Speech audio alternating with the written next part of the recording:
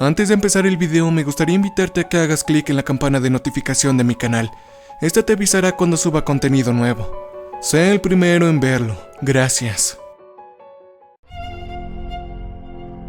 Mi abuela fue sobreviviente y me contó esta historia. Su nombre era Charani. Ella nació en Polonia y alcanzó la mayoría de edad cuando Hitler barrió Europa con toda la inevitable marea. Su padre, Kem, era un zapatero de extraordinario talento. Podría crear un par de zapatos buenos y fuertes a partir de la basura. Era un don inusual y aunque vivieron en una época más ilustrada, muchos de sus vecinos creyeron que era al menos en parte mágico. En algún momento, los vecinos decidieron colectivamente que Kem podía encantar zapatos. Entonces fueron con él pidiendo suerte y sabiduría a medida que esa terrible marea de muerte se acercaba cada vez más. Kem era un zapatero tan exitoso que él y su esposa Sofía empezaron a tener la esperanza de que algún día pudieran hacerse ricos. Ellos soñaron con tener una gran zapatería, perros de pura raza sumamente caros, amplios jardines para Sofía y una casa grande y aireada para todos ellos. Parecía no solo posible sino seguro que la pura fuerza de la devoción y el talento de Kem crearía sin esfuerzo un final feliz. Pero como pronto aprenderían, hay cosas que ni siquiera el amor de un padre puede prevenir o superar. Ahora Charani tenía muchos amigos, por lo que naturalmente escuchó rumores sobre la benevolente hechicería de su padre. Estas historias la asustaron y la emocionaron a la vez. Una noche fue con Kem y le preguntó: «Papi, ¿es cierto que tú haces brujería y haces zapatos mágicos?» Él la sentó en su regazo riendo. «Sí, eso quizás podría ser cierto, hija». «¿En serio? Pero tú, ¿cómo sacas toda esa brujería, papá?» Su padre revolvió el pelo con la mano. «Creo que lo hice una vez y supongo que podría volver a hacerlo, pero solo para aquellos a quienes amo». Charani encontró esta respuesta profundamente insatisfactoria. «¿Qué significa eso, papá?» «Significa que el amor es la única magia real, cariño». Luego la acompañó a ayudar a su esposa Sofía. Charani hizo lo que se le ordenó, aunque se sintió molesta e insatisfecha. Su padre era un místico que siempre hablaba con acertijos y poesía sin sentido. Por eso supuso que era el precio que se pagaba por un padre amable y gentil.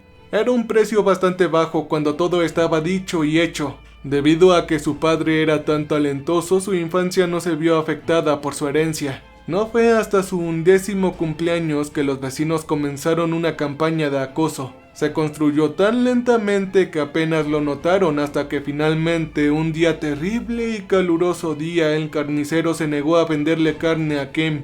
«¡Lárgate afuera, brujo! ¡Vuelve en otro momento!». Kem no le dio importancia y pasó a la siguiente tienda, donde recibió el mismo despido.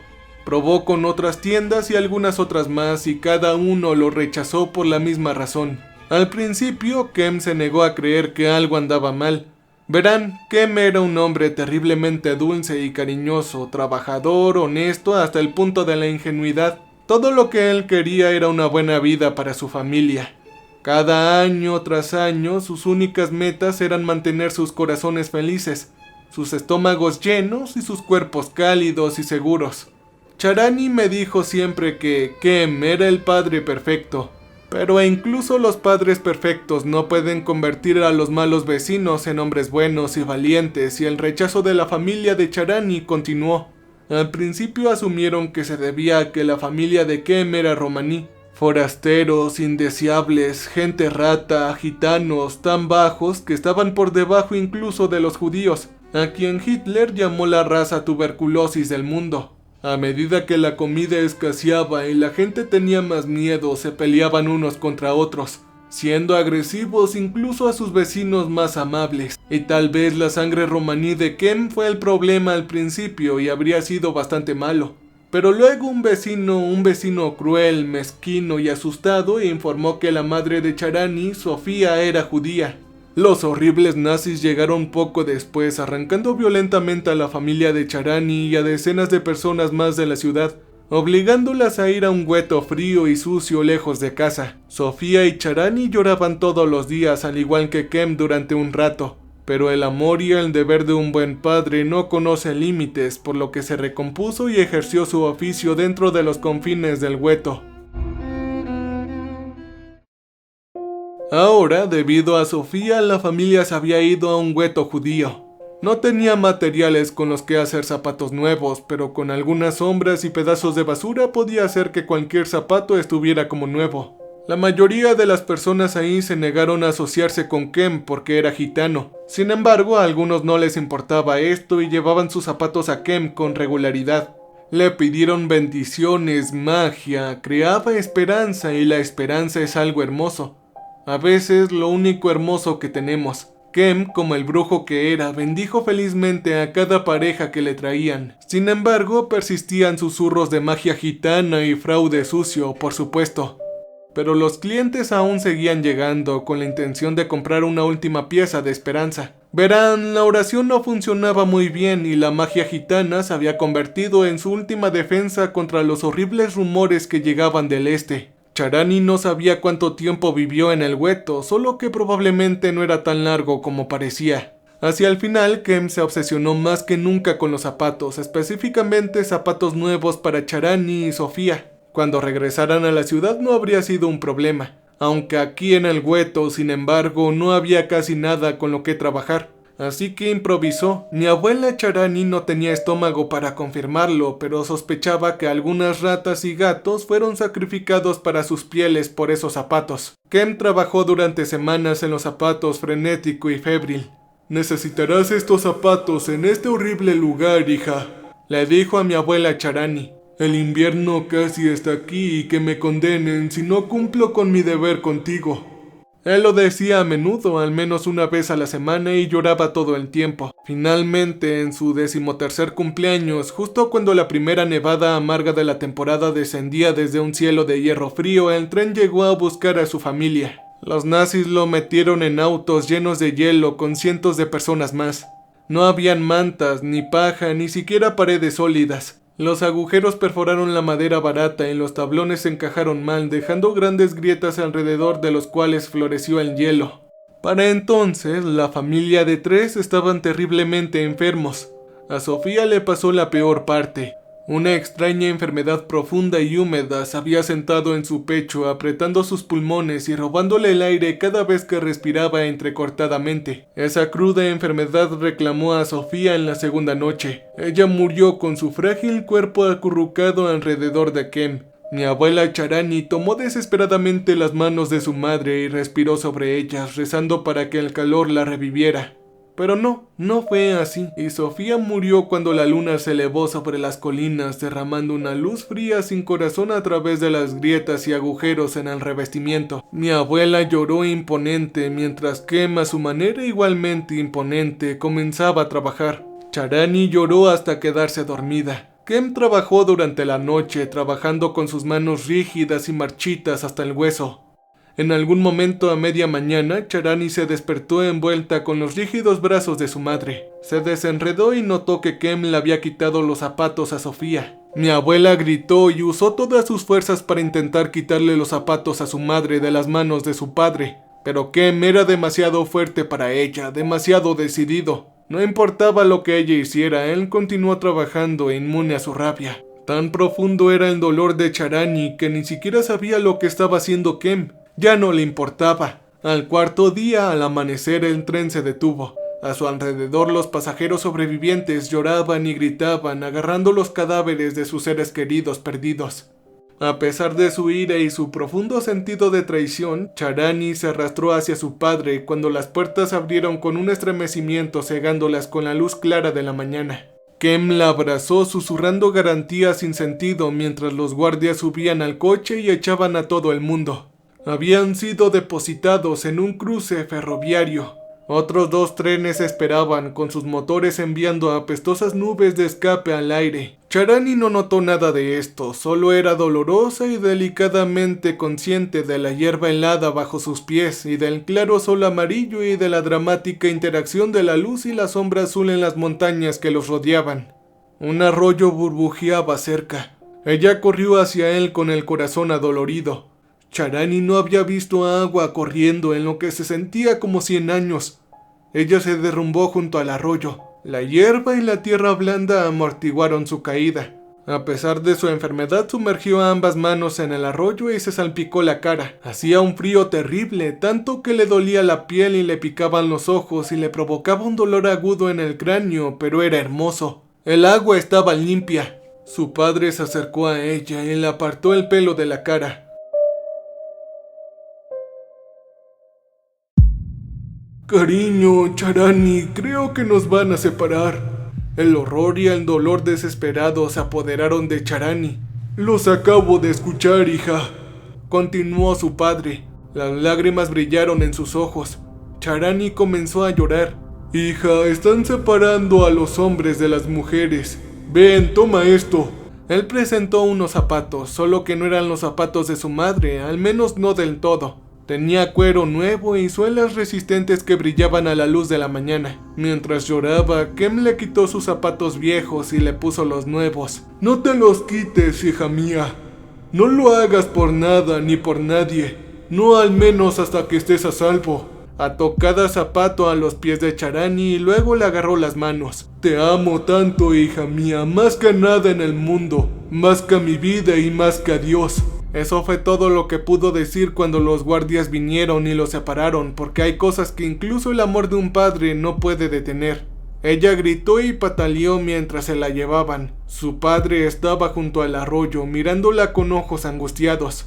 Solo entonces vio que su padre, su pobre padre indefenso, estaba descalzo. No tenía ningún zapato puesto. Ella luchó chillando a todo pulmón hasta que un guardia la golpeó en la cabeza con la culata de su rifle. Las estrellas se dispararon a través de su visión y la oscuridad se apoderó de ella. Charani nunca volvió a ver a su padre. En cambio, ella se despertó a bordo del nuevo tren a solo 15 minutos del campamento. Cuando los prisioneros salieron del tren, los guardias los clasificaron en grupos. La gran mayoría de las mujeres y los niños fueron desviados hacia edificios bajos y grises que arrojaban humo en el cielo. Mi abuela esperaba ir con ellos, pero uno de los guardias, de rostro estrecho y lujoso con cabello negro, la apartó con una mirada evaluativa. Luego, aunque estaba frágil y pálida, medio muerta de hambre y claramente enferma, la empujó hacia la otra línea, hacia la sección de trabajadores de cuerpo fuerte.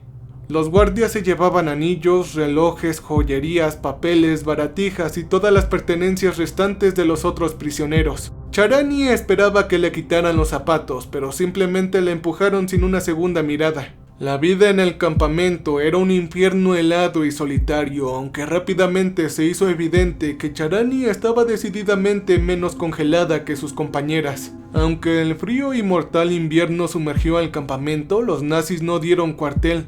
Todos los presos, sin importar lo enfermo, hambrientos o frágiles que estuvieran, se veían obligados a trabajar, incluso cuando los zapatos se desgastaban y la ropa se deshilachaba hilo por hilo. Los nazis hicieron que los prisioneros realizaran trabajos inútiles e inútilmente crueles durante horas todos los días. La infección, las enfermedades y la congelación corrieron desenfrenadas entre la multitud.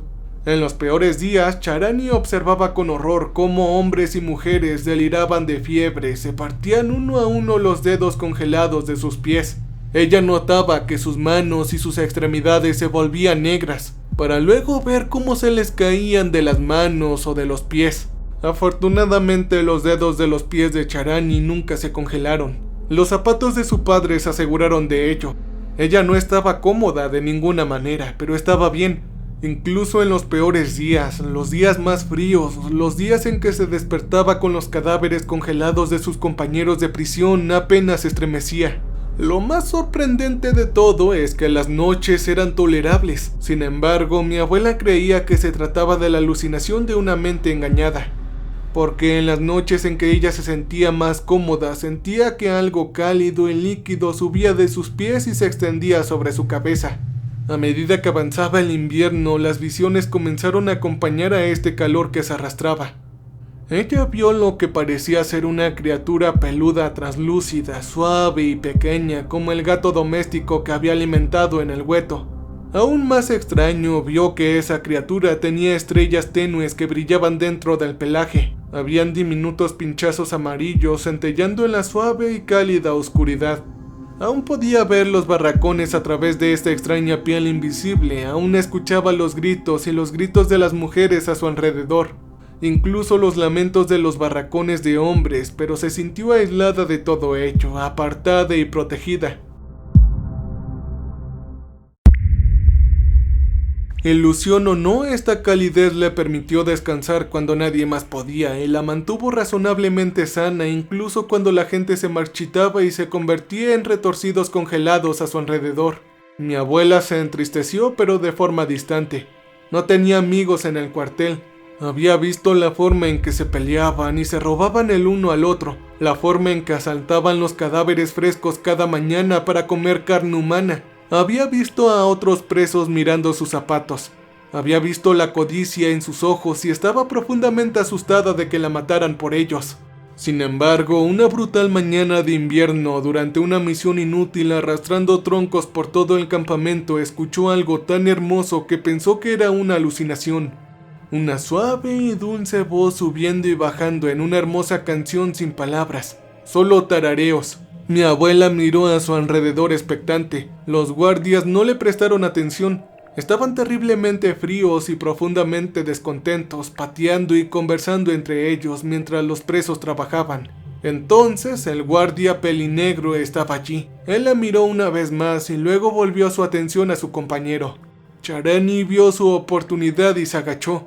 Encontró a la fuente de voz presionando contra la cerca del cuartel más alejado. Era pequeña y frágil, apenas más alta que Charani. Su rostro estaba terriblemente pálido y monstruosamente delgada, pero sus ojos eran hermosos y amables. Como ella, también vestía un uniforme raído. A diferencia del de ella, estaba adornado con un triángulo rosa descolorido. Charani pensó que era bastante bonito y se lo dijo. Ella sacudió la cabeza con sus ojeras adormilada y luego sonrió. Charani escaneó el área. Los guardias todavía estaban ocupados, así que se inclinó, curvó los dedos alrededor del alambre congelados de la cerca y dijo: «Tienes una bonita voz. ¿Cuál es tu nombre?». La mujer negó con la cabeza e hizo sonidos sin sentido.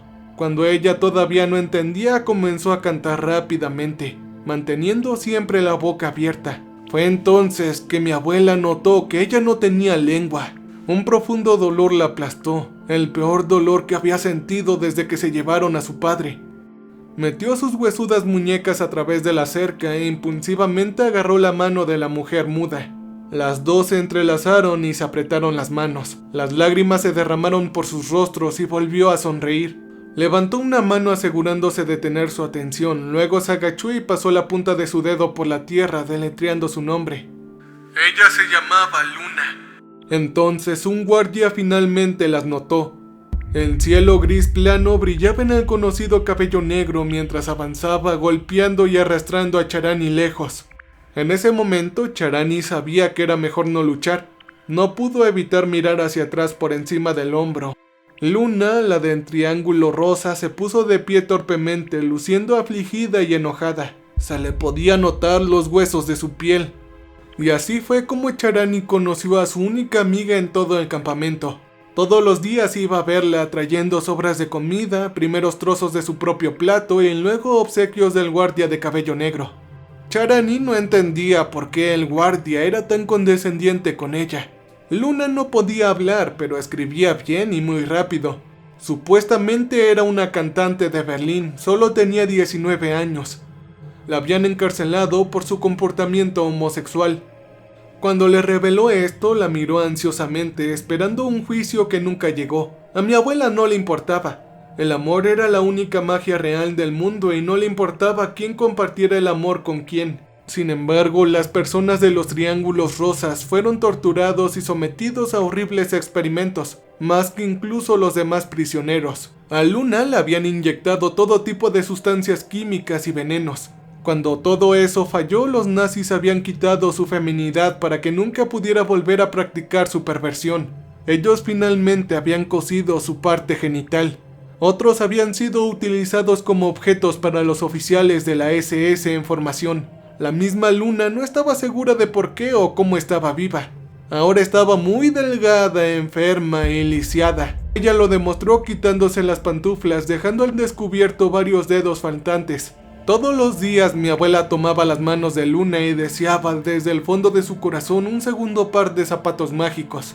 Su amistad se notó rápidamente. El guardia de cabello negro no le gustó su vínculo y pronto dejó de enviarla al lado del campamento de Luna. Los guardias encontraron a otras mujeres, más mujeres enfermas para realizar sus tareas inútiles y confinaron a Charani en el cuartel. Esto la enfureció, pero también fue un alivio. Ella podía dormir más, capaz de perderse en la piel suave y lisa de las estrellas cálidas de su capullo invisible de zapatos. Cuanto más tiempo pasaba dentro, más cálido parecía. Una noche, impulsivamente extendió las yemas de los dedos y comenzó a acariciar el aire a su alrededor con nerviosismo. Los dedos no tocaban nada, pero una notable calidez creció a su alrededor. Después de un rato, un zumbido bajo y reconfortante resonó a través de sus huesos. Entonces resonó una canción de cuna y la arrulló hasta que se durmió. Aún así, a pesar de todo esto, mi abuela encontró poca alegría en su difícil situación. Se vio obligada a holgazanear, revolcándose en una comodidad relativa que no podía compartir, mientras que las demás mujeres más enfermas sufrían y morían afuera. Y todo comenzó a empeorar. La comida se hizo más escasa. Sin embargo, el guardia de cabello negro insistió en quitarle los restos de comida de la mesa. Ella lo odiaba por eso, pero todos los días tenía demasiada hambre. Y todos los días aceptaba sus pequeños favores, incluso mientras los demás presos pasaban hambre y morían por ello. De alguna manera era peor que cualquier otra cosa por la que había pasado. Su único consuelo eran los pensamientos sobre sus padres, sus recuerdos de Luna y por supuesto su extraño e invisible guardián de zapatos. Ella había comenzado a acariciarlo todas las noches agradeciéndole a su padre por su protección. Mientras el invierno se convertía lentamente en una primavera crujiente y amarga, sus compañeros de prisión continuaron muriendo. Al principio los barracones se volvieron a llenar, pero incluso eso se detuvo. No sabía si fue porque los nazis realmente habían logrado matar finalmente a todos los judíos o porque estaban desviando a nuevos prisioneros a otros campos. Ella no lo sabía. Todo lo que sabía era que una noche su último compañero murió dejándola sola en el cuartel helado. Mientras yacía en su cama delgada y fría acariciando soñadoramente su protector invisible, la puerta se abrió con un estrépito y entró el guardia de cabello negro. Mi abuela se sentó deseando que su corazón dejara de latir con fuerza. La calidez familiar se evaporó y se redujo a sus zapatos y desapareció. El frío le invadió como una marea oscura y cruel y por primera vez desde que ingresó al campamento, Charani comenzó a temblar. El guardia se acercó con perversión, con sus botas chocando contra el duro suelo. La suave luz de la luna se reflejó en su cabello negro, convirtiéndolo en plateado a su lado. El guardia se detuvo ante su cama. «¡Maldita ramera!», dijo en voz baja. Mi abuela retrocedió. Su voz era extraña, casi soñadora. «Tú eres una pequeña perra sucia y muy burlona, ¿sabes?». Cada palabra producía una densa nube que apestaba a licor barato. «Tú, maldita ramera, sabes lo que quiero. Todos los días te lo muestro. Todos los días te doy comida de mi mesa. Salgo con hambre para que tú puedas tener algo que comer». Él indicó con enojo los barracones vacíos. «¿Lo ves? Eres la única pequeña sucia que queda. Eso es por mi culpa. Yo te salvé la vida. Y todavía te estoy salvando la vida, así que me debes un favor». Él envolvió una mano alrededor de su garganta, con un gesto que era falsamente tierno y gravemente amenazador. «Tú nunca me has agradecido, pero lo harás esta noche». El guardia la empujó hacia abajo. Charani se inundó de calidez, calor abrasador y purificador. El guardia chilló y retrocedió cayendo al suelo. Se puso de pie con los ojos ardiendo a la clara luz de la luna primaveral. El calor desapareció de ella de repente. El pánico la inmovilizó. La hermosa calidez había sido la última resistencia de su guardián y finalmente había terminado. Cerró los ojos esperando el final mientras el guardia gritaba de rabia. ¿O quizás fue de terror? Él gritó de nuevo, pero se quedó en silencio demasiado rápido, como si lo hubieran cortado. Después de mucho tiempo, mi abuela finalmente abrió los ojos y lo que se encontró aún no se lo puede explicar hasta el día de hoy. Ante ella, apenas visible en la oscuridad, había una forma ondulante cubierta de suave piel oscuro y estrellas relucientes. El guardia ya no estaba a la vista. Después de un tiempo, el pelaje estrellado se envolvió a su alrededor. Le regaló calidez, hermosa y relajante, calurosa calma como un día de verano. «Gracias», susurró mi abuela y se durmió. El campo fue liberado poco después. Charani seguía siendo la última en su cuartel, pero lejos de ser la última del campamento. Salió de las puertas, abriéndose paso a los hombres a través del caos, tratando de ignorar el horror en los rostros de los soldados a su alrededor mientras escudriñaba la multitud en busca de Luna.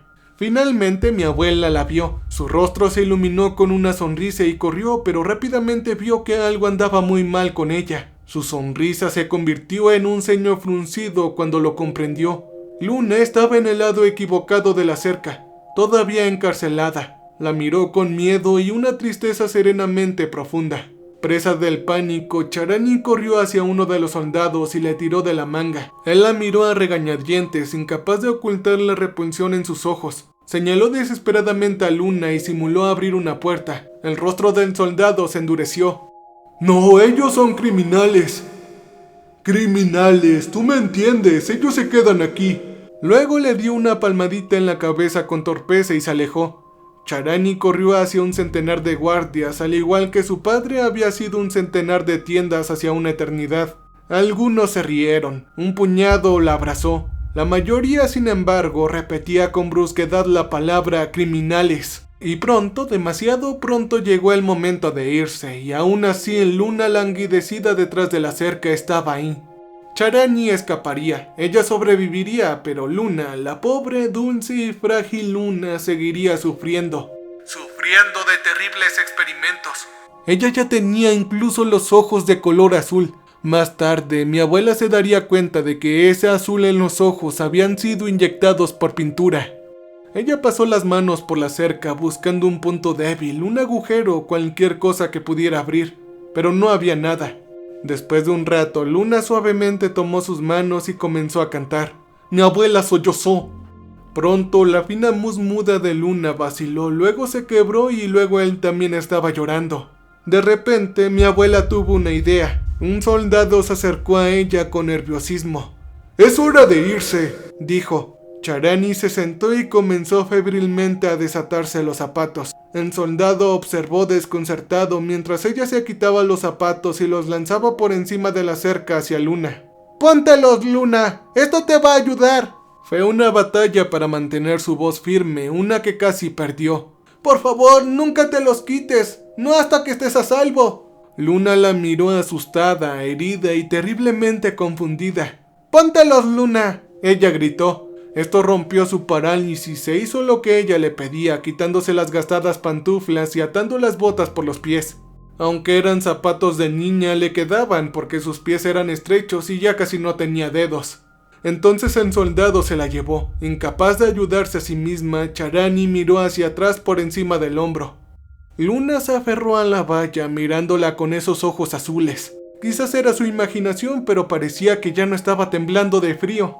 Unos años más tarde, después de todo lo que pasó, Charani se casó con un soldado estadounidense y emigró.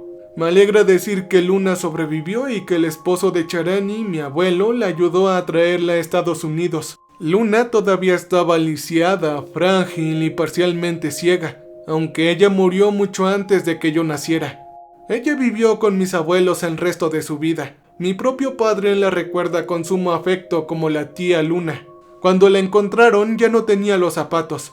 Con gran vacilación Luna escribió que le había pasado las botas a un amigo, uno destinado a permanecer preso mucho después de que la propia Luna fuera liberada. Ella temía que mi abuela la odiara por eso, pero ella solo sonrió porque el amor es magia y la magia es amor.